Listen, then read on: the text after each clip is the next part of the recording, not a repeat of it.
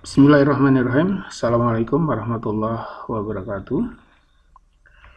Anak-anakku semua yang saya cintai dan saya banggakan, kali ini saya akan membahas soal-soal larutan elektrolit dan larutan non-elektrolit. Ini bagian yang pertama. Oke, kita mulai saja. Soal pertama, udara merupakan larutan gas dalam gas. Komponen gas yang berperan sebagai pelarut adalah O2, H2, H2O, H2, CO2. Nih, gas oksigen, gas nitrogen, uap air, gas hidrogen, gas karbon dioksida. Nah, udara itu terdiri dari 3 unsur utama, yaitu udara kering, uap air, dan aerosol. Nah, kandungan udara yang kering ya, itu 78,09%, ya, sekitar 78% itu nitrogen, gas N2. Jadi ini yang paling banyak. Sedangkan sekitar 21% itu gas O2. Yang lainnya yang sedikit-sedikit ini ada argon, CO2 dan seterusnya. Ya. Jadi poinnya di sini. Jadi larutan ya, udara itu larutan. Larutan itu campuran yang homogen ya. Jadi larutan itu ada pelarut atau solvent dan zat terlarut atau solute. Nah, pelarut itu komponen atau bagian yang jumlahnya lebih banyak.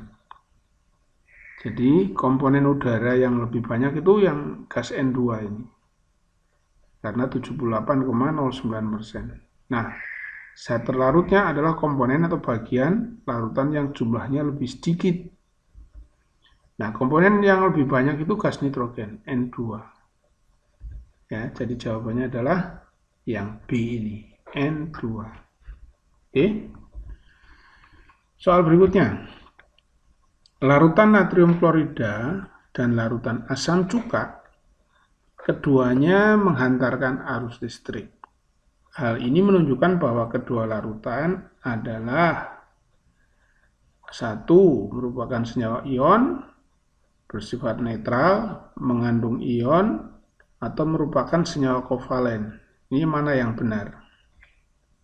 Ya, benar semua, benar yang mana itu kan? Nah, mari kita bahas. Yang satu, pernyataan satu, merupakan senyawa ion. Apakah benar? Larutan natrium klorida dan larutan asam cuka, apakah keduanya senyawa ion? Bukan. Ya, NaCl ini senyawa ion, tetapi asam cuka bukan senyawa ion, ya kan? Nah, ini larutan penghantar listrik itu elektrolit. Itu bisa senyawa ion, bisa juga senyawa kovalen. Jadi belum tentu selalu senyawa ion. Jadi pernyataan satu tidak tepat, ya kan? Pernyataan kedua, bersifat netral. Apa itu netral?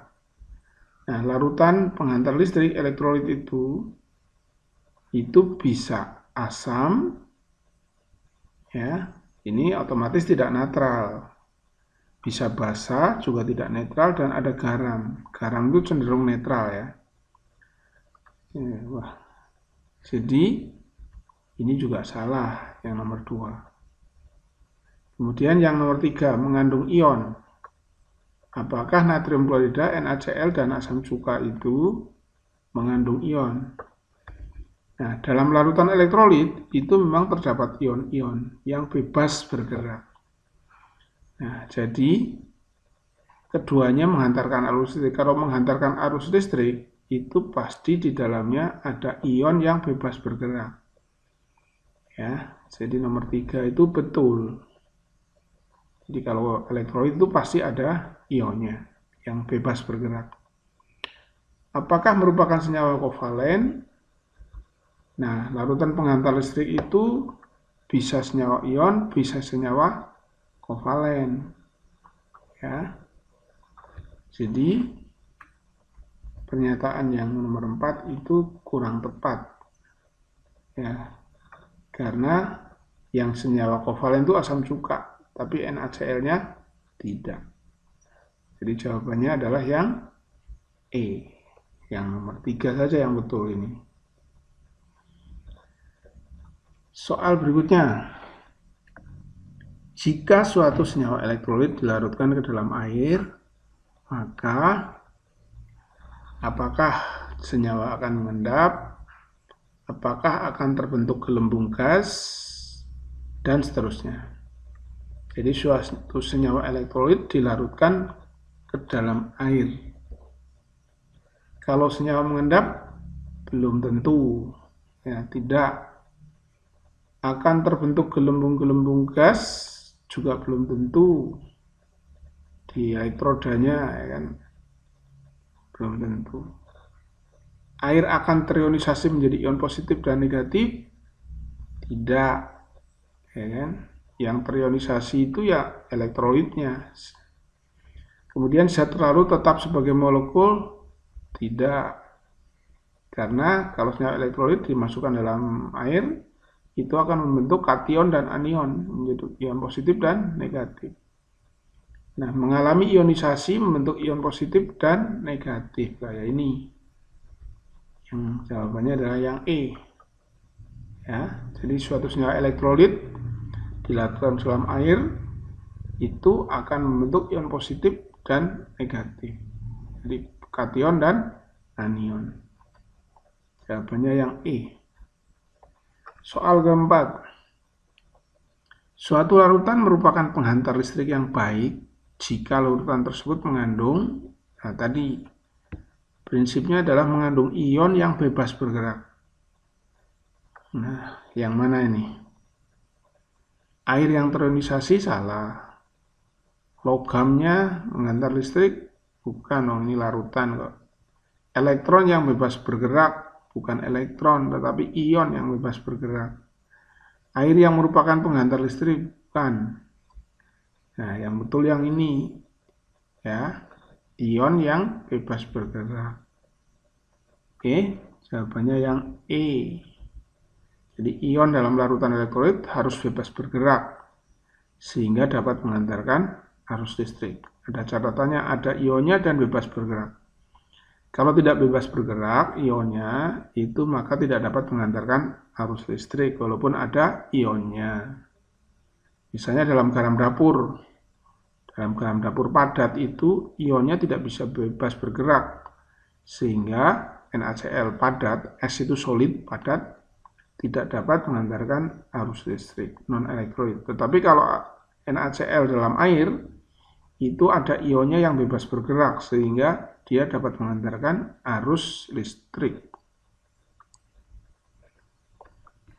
Soal berikutnya, pada label minuman beralkohol tertera mengandung 5% alkohol.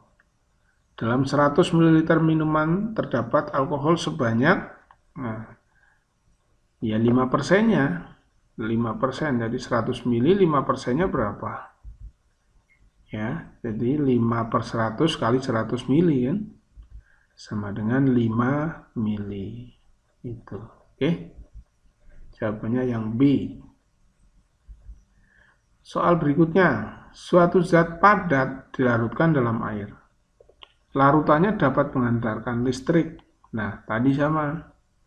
Jadi kalau suatu zat dilarutkan dalam air, kok larutannya dapat mengantarkan arus listrik, itu berarti zat tersebut terionisasi membentuk ion-ion, ya kan? Jadi bukan air yang dapat mengantarkan listrik, tidak. Air terionisasi, tidak. Zat padat itu dalam air terurai menjadi molekul, tidak. Terurainya menjadi ion-ion, jadi ini tidak. Air memberikan muatan listrik, tidak. Zat padat itu dalam air terurai menjadi ion. Nah, ini yang E ya. Jawabannya yang E. Nah, kalau air itu bisa membentuk H+ sama OH-, tapi ini kecil banget ya. Jadi kalau misalnya ada 1 mol air, itu ini belum ada ya, kalau mula-mula belum. Ini terionisasi H+ hanya 10 pangkat min 7 mol. Mol itu satuan jumlah ya, kayak dusin. Cuma 1 mol itu 6,02 kali 10 pangkat 23 partikel ya. Ya, katakanlah ini 1 mol, ini hanya 10 pangkat min 7 mol. Ini isinya 1, 1, bahkan 10 pangkat min 7, 10 pangkat min 7, 10 pangkat min 7. Nih. Nah, ini mula-mula 1, yang terionisasi cuma 10 pangkat min 7, kecil sekali. Maka masih ada ini, sekian mol, 0,99. Ini 10 pangkat min 7, 10 pangkat min 7. Ini kan nyaris tetap ya. Jadi dianggap tidak terionisasi. Terionisasi saking kecilnya ini, sangat sedikit, sehingga dianggap non-elektrolit. Itu kalau air ya.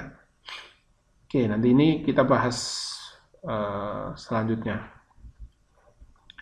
Soal berikutnya, senyawa HCl merupakan contoh dari HCl itu senyawa kovalen yang elektrolit ya, HCl. Ini H itu non logam, Cl non logam, ya kan? Ini asam kuat, jadi ini elektrolit kuat. Ini H bukan logam, Cl bukan logam, jadi senyawanya senyawa kovalen. Tetapi elektrolit ini yang abu. Ini ya, HCl itu hanya bukan logam, Cl-nya bukan logam. Jadi ini senyawa kovalen. Ini akan terionisasi menjadi H+ dan Cl-. Ini membentuk senyawa elektrolit yang C ini. Jadi senyawa kovalen yang elektrolit. Soal berikutnya. Dengan menguji elektrolit, elektroda dimasukkan ke dalam larutan asam klorida. Ternyata lampu menyala. Hal ini disebabkan ya, asam klorida itu HCl itu elektrolit kuat ya, lampunya menyala. Ini disebabkan asam klorida itu terionisasi membentuk H+ sama Cl-. Ya. Jadi asam klorida memperbesar konsentrasi H+ tidak. Asam klorida dalam keadaan murni tersusun dari ion-ion tidak. Nah, kalau dalam keadaan murni, asam klorida itu tetap tidak bentuk molekul, kecuali dilakukan dalam air itu baru membentuk ion ya. Jadi yang B itu salah. Yang C, pelarutan asam klorida dalam air terjadi pengeluaran elektron. Tidak, bukan pengeluaran elektron, tetapi terionisasi membentuk ion. Asam klorida terionisasi sebelum elektroda dihubungkan dengan baterai. Nah, asam klorida terionisasi karena adanya arus listrik, tidak ya. Jadi yang betul ini. Jadi sebelum dikasih elektroda juga HCl itu sudah terionisasi, membentuk H+ sama Cl-, seperti ini, H+ sama Cl-, ya. Ini sebelum ada listriknya juga begini. Jadi H+ sama Cl- ini yang mengantarkan arus listrik. Berikutnya, soal berikutnya. Berdasarkan percobaan daya hantar listrik oleh sekelompok siswa di sebuah laboratorium, menghasilkan data pengamatan sebagai berikut. Ini ada air tawar, air laut, air danau, air hujan, air sungai. Kalau air tawar lampunya padam, tapi ada gelembung gas. Air laut lampunya terang, gelembung gasnya banyak. Kalau padam, sedikit gelembung itu berarti elektrolit lemah ya. Kalau terang, banyak gelembung, elektrolit kuat. Padam, gelembungnya banyak, ini elektrolit lemah. Padam, gelembungnya agak banyak, elektrolit lemah. Padam, gelembungnya sedikit, berarti elektrolit lemah. Jadi semua sampel ini, sampel air, tawar, laut, danau, hujan, sungai, ini merupakan elektrolit. Hanya ada elektrolit yang kuat dan yang lemah. Nah, setelah dilakukan pengamatan, maka kesimpulan yang tepat dari data tersebut adalah semuanya elektrolit, ya kan? Air merupakan elektrolit lemah. Yang paling tepat yang mana? Ini Ini elektrolit lemah. Tadi elektrolit kuat. Ini elektrolit lemah. Ini tadi elektrolit lemah. Ini elektrolit sangat lemah. Nah, maka air merupakan elektrolit lemah. Bukan kalau ini ya. Kalau dari data ini loh. Kemudian air bukan larutan elektrolit. Kurang tepat. Nah, bagaimana dengan yang C? Air dari berbagai sumber adalah elektrolit? Iya. Ini kan berbagai sumber dan semuanya elektrolit. Nah, betul ya kan? Kalau ini salah. Yang betul adalah yang C. Paling tepat maksud saya. Oke, soal berikutnya. Data hasil pengujian daya hantar listrik beberapa larutan. Larutan 1, 2, 3, 4, 5. Pengamatannya larutan 1 terang, ada gelembung, itu berarti elektrolit kuat. Larutan 2 tidak menyala, tidak ada gelembung, itu berarti non elektrolit. Larutan 3 tidak menyala tapi ada gelembung, berarti ini elektrolit lemah. Tidak menyala, tidak ada gelembung, berarti non elektrolit. Menyala dan ada gelembung, berarti ini elektrolit kuat. Nah, berdasarkan data tersebut, larutan non-elektrolit nomor berapa tadi? Nomor 2, ya, yang tidak menyala dan tidak ada gelembungnya. Nomor 2 sama nomor 4. Ya, yang E ini. Oke. Lanjut. Perhatikan tabel berikut. Ada larutan 1 sampai 5, ini nyala, redup atau mati. Ini nyala. Lampunya menyala. Ya, berarti ini elektrolit kuat. Kedua juga elektrolit kuat. Ini lampunya mati. Berarti non elektrolit. Ini juga non elektrolit. Ini lampunya redup, elektrolit lemah. Berdasarkan data tersebut, larutan elektrolit kuat adalah larutan nomor 1 dan 2 ya. Yang lampunya menyala terang. 1 dan 2. Jawabannya yang D. Lanjut. Lampu alat penguji elektrolit tidak menyala ketika elektrodanya dicelupkan ke dalam larutan gula dan tidak ada gelembung gas pada elektrodenya. Penjelasan keadaan ini adalah, nah ini tidak menyala. Jadi masukkan dalam larutan gula, tidak menyala dan tidak ada gelembung gas pada elektrodenya. Itu berarti non elektrolit ya kan? Larutan gula merupakan non elektrolit kuat. Apa elektrolit kuat? Bukan, ya kan?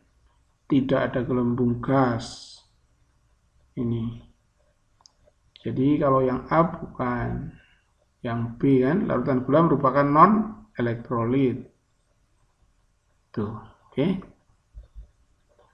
Soal berikutnya, di antara zat berikut, ketika di dalam air dapat membentuk larutan elektrolit kuat adalah, kalau elektrolit kuat tuh lihat dari percobaan yang ada, itu gula pasir itu non elektrolit ya kan, alkohol non elektrolit, formalin non elektrolit, kalau cuka elektrolit lemah, asam cuka ini. Kalau garam dapur, elektrolit kuat. Ya, jadi yang E ini non elektrolit, ini juga elektrolit lemah. Nah ini garam dapur itu elektrolit kuat, ya, tapi dalam larutan ya. Jadi yang E jawabannya. Oke, lanjut. Amonium sulfat NH4 2 kali SO4 dilarutkan ke dalam air sesuai dengan persamaan reaksi. Nah, ini amonium sulfat itu NH4 2 kali SO4 itu kalau terioni, ini amonium sulfat namanya. Ini kalau terionisasi menjadi NH4+, ini sebagai kation. Ya, namanya kationnya amonium sama sulfat SO4 2-. Nah, ini NH4-nya 2 kali. Ini anionnya es sulfat ya. Nah, ini 2. Ini 1. Ya, jadi ini 2 plus, ini 2 min ya kan. Jadi jawabannya yang mana? Yang C ini ya. Ini koefisiennya 2, betul ya kan? Jawabannya yang C. Berikutnya, larutan berikut yang merupakan pasangan elektrolit lemah adalah, kalau HCl itu elektrolit kuat, H2SO4 elektrolit kuat ya kan, berdasarkan percobaan tuh. Nah, pasangan elektrolit lemah, yang lemah semua maksudnya. HCl elektrolit lemah, elektrolit kuat, NH3 itu elektrolit lemah. Gula non elektrolit, CH3COOH atau asam cuka, ini elektrolit lemah. Fruktosa itu gula tebu ya, gula pasir itu non elektrolit. Urea juga non elektrolit. CH3COH tadi asam cuka elektrolit lemah, NH3 juga elektrolit lemah. Ya. Ini HCl itu elektrolit kuat, H2SO4 elektrolit kuat, NH3 elektrolit lemah, gula non elektrolit, CH3COH elektrolit lemah, asam cuka. Jadi jawabannya, kalau fruktosa non elektrolit, urea juga non elektrolit. Ya, jadi jawabannya adalah yang E. Ini yang elektrolit lemah kedua-duanya. Berikutnya, suatu larutan jika diuji dengan alat penguji elektrolit menunjukkan adanya nyala lampu yang terang dan timbulnya gelembung gas.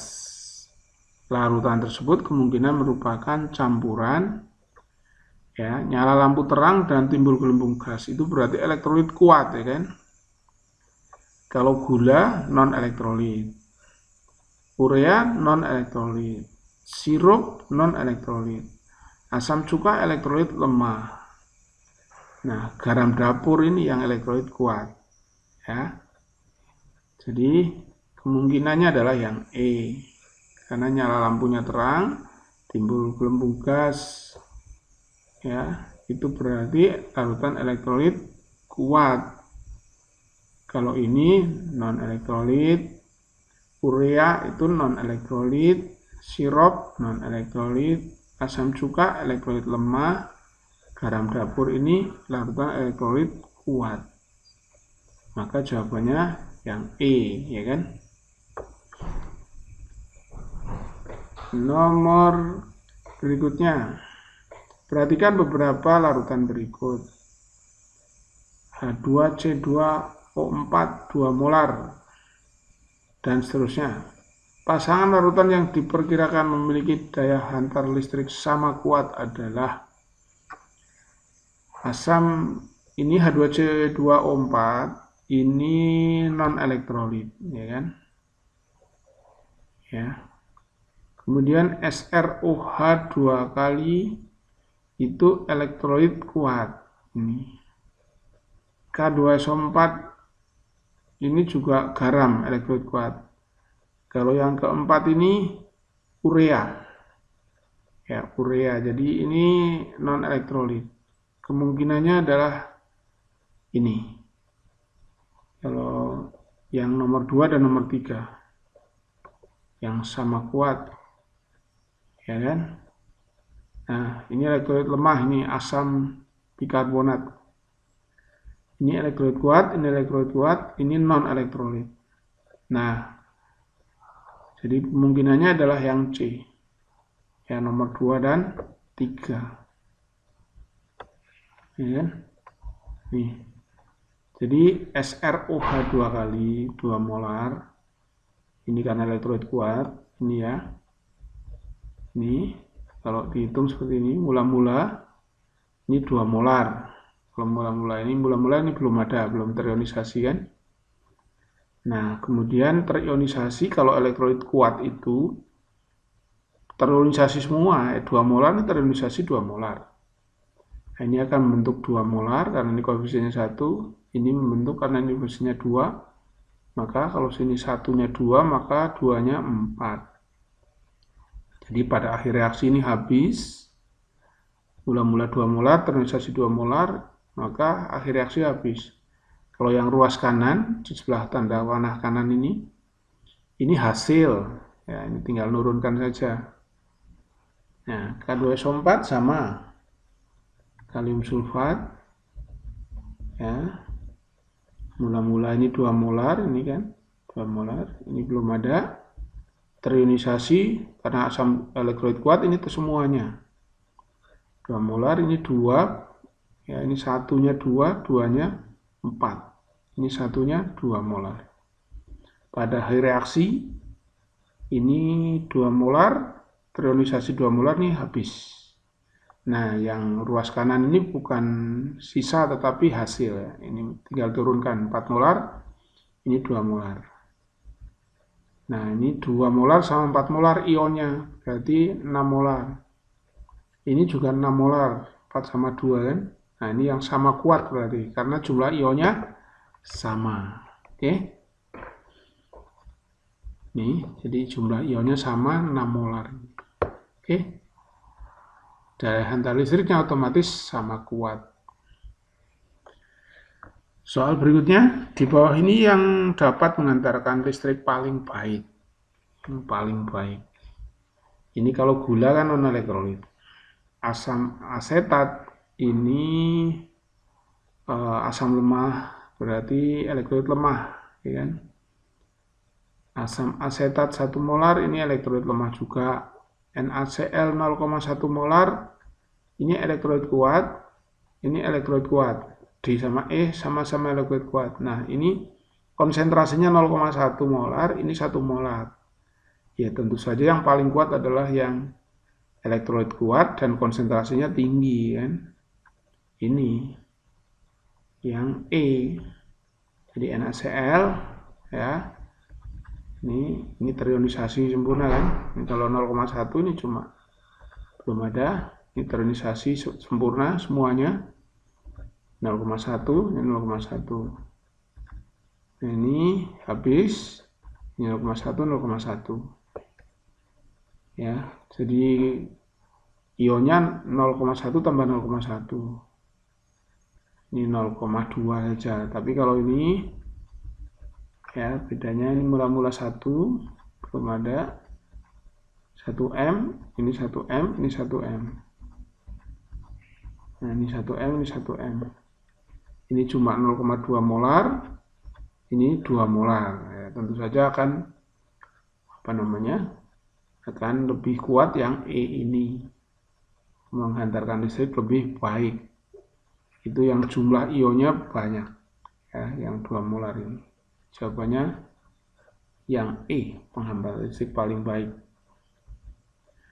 Oke, sementara itu terima kasih. Nanti kita sambung ke bagian kedua, insya Allah. Mudah-mudahan bermanfaat. Assalamualaikum warahmatullahi wabarakatuh.